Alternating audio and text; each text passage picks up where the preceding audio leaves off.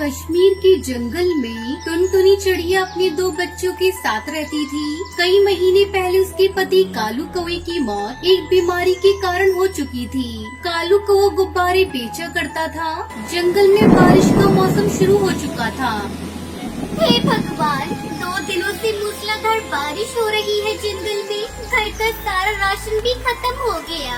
मेरे बच्चे भूखे हैं। अगर आज भी अपने बच्चों को भोजन नहीं दे पाई तो मेरे बच्चे भूख से तड़प तड़प कर मर जाएंगे। चाहे कुछ भी हो जाए, मुझे कहीं न कहीं से भोजन का जुगाड़ तो करना ही होगा।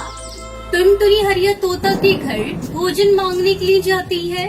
तब तक आप लोग कमेंट पे बताएं 49 - 9 कितने होते हैं।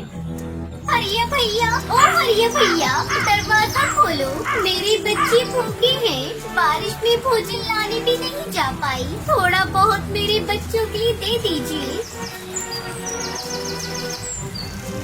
मैं तुम्हें भोजन कहाँ से दूँ टुनटुनी? मैं भी तो बारिश की वजह से ही 2 दिनों से घर पर बैठा हूँ। घर में पड़े पड़े मेरे सारे मिट्टी के बर्तन खराब हो रहे हैं। अगर तुम्हें भोजन चाहिए तो मेरे इन बर्तनों को बेच दो और फिर मैं जो पैसे दूंगा और उससे तुम अपने बच्चों के लिए भोजन खरीद लेना। लेकिन हरिया भैया, चारों तरफ पानी भरा हुआ है। मैं बर्तनों को बेचने कैसे जाऊंगी?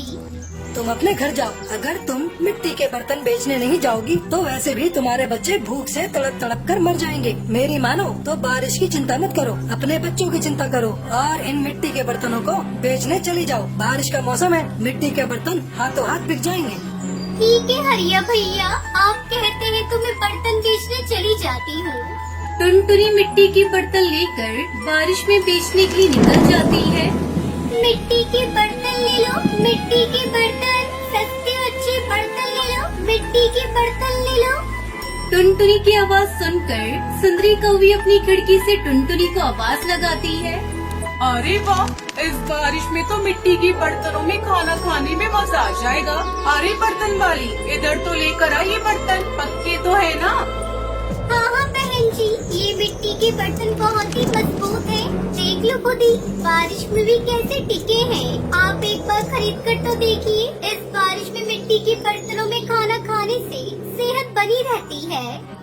शाम तक टुनटुनी चिड़िया सारे बर्तन बेच देती है और सारे पैसे ले जाकर हरिया तोता को दे देती है।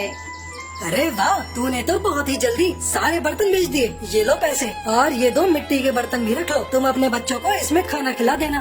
टुनटुनी पैसे और बर्तन लेकर वहाँ से चली जाती है और रास्ते में से अपने बच्चों के थोड़े भुट्टे के दाने ले लेती है। जब वो घर पहुँचती है तो उसका घर तो वहाँ था ही नहीं।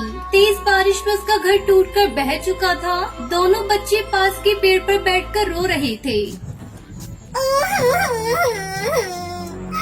मम्मा, अपना घर बारिश में टूटकर बह गया। बच्चों, तुम लोग सुरक्षित तो हो ना? तुम्हें कहीं चोट तो नहीं लगी? नहीं मम्मा, हमें कहीं चोट नहीं लगी, लेकिन हमारा घर टूट गया। अब हम कहाँ रहेंगे मम्मा? अभी तुम लोग घर की चिंता मत करो। ये लो कुछ भुट्टे के दाने हैं, इसे खाकर अपनी भूख मिटाओ। तभी वहाँ से एक परी गुजर रही होती है। वो उस बेसहारा माँ को देखकर रुक जाती है। क्या हुआ चिड़िया रानी, तुम उदास क्यों हो? परी माँ, मेरा नाम टुनटुनी है और ये मेरे बच्चे हैं। बारिश में हमारा घर टूट गया है। अब हम बेसहारा हैं, खाने को भी नहीं है।